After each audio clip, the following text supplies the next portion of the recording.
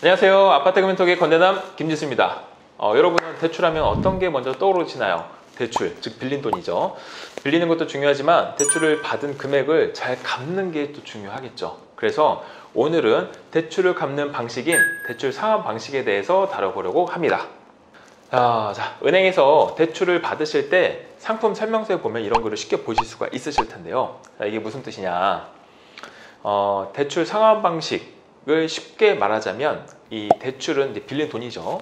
원금을 빌리고 나서 상환, 즉 갚는다는 뜻인데요. 즉 돈을 빌리고 나서 갚는 방식이라고 보시면 되겠습니다.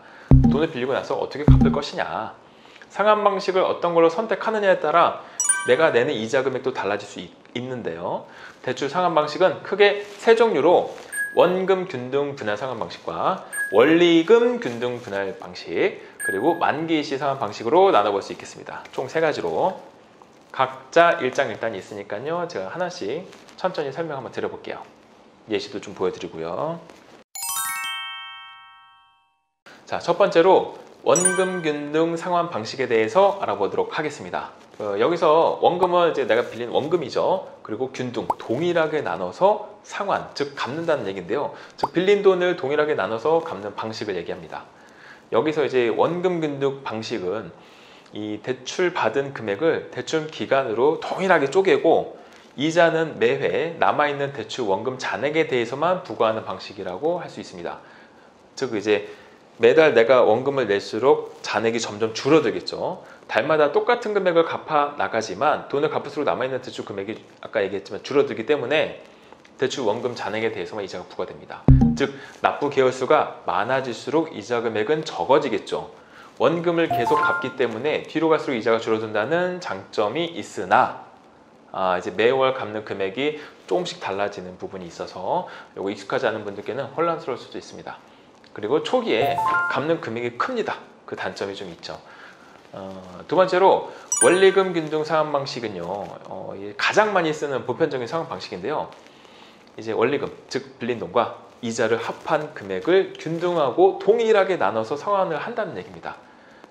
즉 빌린 돈과 이자를 모두 합해서 대출 기간 동안 매달 같은 금액을 만기일까지 나눠내는 방식인데요.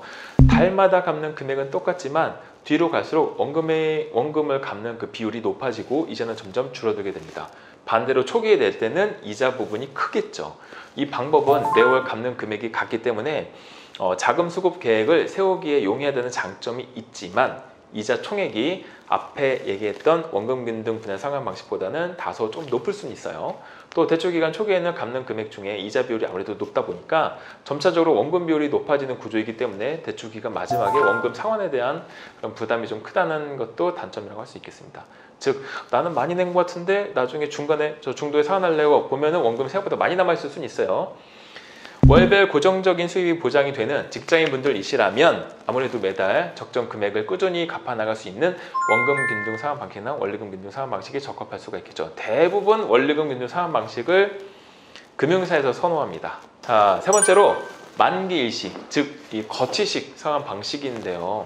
이 만기는 이제 내가 대출 받은 금액을 마지막 날짜에 상환을 한다는 얘기예요. 일정 기간 동안 이자만 계속 냅니다. 이자만 내시다가 마지막에 이제 원금을 한 번에 내는 방식인데 거치 기간이 2년이라고 하면 2년 동안은 이자만 내시면 되는 거고, 만약에 내가 중간에 좀 여윳돈이 생긴다 그러면 중간에 일부 상환하시고 그 상환한 금액만큼만 남은 금액만큼만 또 이자 내는 그런 방식이에요. 원금이 그대로 남아있기 때문에 갚는 기간 내내 원금 전액에 대한 이자가 붙습니다. 만기까지는 원금을 갚지 않아도 된다는 그런 이점이 있기 때문에 초기 부담금이 아무래도 좀 적겠죠. 그런 장점이 있고, 다만 만기 때 내가 빌린 금액을 한 번에 상환해야 되기 때문에 그 원금에 대한 부담을 좀 가져갈 수는 있어요. 만기까지 원금을 갚지 않아도 되는 그런 좀 장점도 있지만 반대로 초기 부담도 적겠죠. 아무래도 반대로 이제 만기 때 목돈이 한 번에 필요하다는 그런 단점도 조금 들어갑니다. 대출을 받는 시점에서 수입이 적지만 추후에 목돈이 들어올 수 있는 그런 자금 플랜이 있는 분들이라면 이자만 내다가 나중에 원금을 한 번에 상환할 수 있는 만기시 상환 방식이 아무래도 적합하겠죠. 아무튼 사업하시는 분들이라든가 이제 나중에 추후에 목돈이 들어올 그런 분들이라면 사용하시면 좋을 것 같습니다. 대출 상환 방식 세 가지에 대한 총 이자 금액과 1회차 납입 금액, 총 납입 금액을 보기 쉽게 표로 한번 정리를 해봤는데요. 대출 금액은 1억 원, 대출 기간은 10년, 연 이자율은 5%로 가정을 한번 해보겠습니다. 네, 이렇게 보시면 만기 일시 원리금 균등, 원금 균등 순으로 이자가 높습니다. 만기 일시 상환 방식은 대출 원금을 갚지 않고 갚는 기간 내내 원금 전액에 대한 이자가 붙기 때문에 아무래도 이자 나가는 금액이 가장 높다고 할 수 있겠습니다. 그 다음으로 1회차 납입 금액을 보시면 원금 균등, 원리금 균등, 만기 일시 순으로 높습니다. 순서가. 마지막으로 총 납입 금액을 보시게 되면 만기 일시 원리금 균등, 원금 균등 순으로 높은 걸 확인해 보실 수가 있으실 텐데요. 이 만기 일시 상환 방식은 이자가 제일 좀 많기 때문에 총 납입 금액이 가장 크고 그 다음으로 원리금 균등, 원금 균등 순으로 높습니다. 대출 상환 종류에 대한 얘기를 하면서 중도상환 수수료 이거 잠깐만 그냥 짚고 넘어갈게요. 중도상환 수수료는요, 금융기관에서 돈을 빌린 고객이 그 만기 전에 대출금을 갚을 경우 금융회사에서 고객에게 받는 그러한 수수료입니다. 이 중도상환 수수료율은 일반적으로 2%나 3% 사이라고 보시면 되는데 뭐 2% 미만일 수도 있어요. 그리고 이제 중도상환 수수료는 대출 실행일 기준으로 해서 2년 내지는 3년 정도가 지나면 면제되는 경우가 많은데 남은 대출 기간에 따라 차등 적용됩니다. 이 중도상환 수수료는 각 금융사에 약정하는 조건과 상품 약정서 내용 그리고 이제 대출을 받는 차저분의 조건에 따라 그 계약서상의 내용이 다 다르기 때문에 그냥 제가 하는 얘기는 참고로만 삼아주시면 좋을 것 같습니다. 상환 방식에 대한 얘기를 하면서 중도에 상환하는 그 중도상환 수수료율을 왜 얘기하냐면 중도 상환 수수료가 발목이 잡혀서 목돈이 있는데 상환을 안 하는 거는 조금 제 생각엔 좀 아니라는 생각을 하기 때문에 내가 만약 여유가 있다 그러면 상환을 하시는 게 제일 좋아요. 중도 상환 수수료가 들어가더라도. 자, 오늘의 내용 간단하게 요약하자면요. 첫 번째, 원금 균등 상환 방식은 대출받은 금액을 대출 기간으로 동등하게 나누고 이자는 매회 남아있는 대출 원금 잔액에 대해서만 부과되는 방식이라고 볼 수 있다.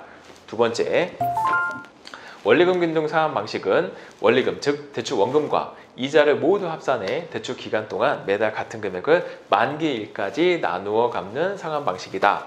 세 번째, 거치식 상환 방식은 일정 기간 동안 이자만 내다가 거치 기간이 끝나면 원금을 한 번에 갚는 그런 방식이다. 네, 이렇게 해서 오늘은 대출 상환 방식에 대한 내용을 다뤄봤는데요. 오늘의 내용은 어떠셨나요? 대출을 갚는 방식인 대출 상환 방식에 대해 궁금하셨던 분들께 조금이라도 도움이 됐으면 좋겠습니다. 여러분의 좋아요와 댓글은 저에게는 좀 큰 힘이 되니까요. 도움이 조금이라도 되셨다면 구독과 좋아요, 알림 설정까지 부탁드리고요.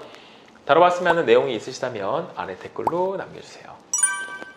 언제든지 문의사항이나 궁금한 점이 있으시다면 카카오톡 채널 아파트 금융톡으로 편안하게 남겨주시길 바라겠습니다. 다음번에도 유익한 정보로 찾아뵙겠습니다. 감사합니다.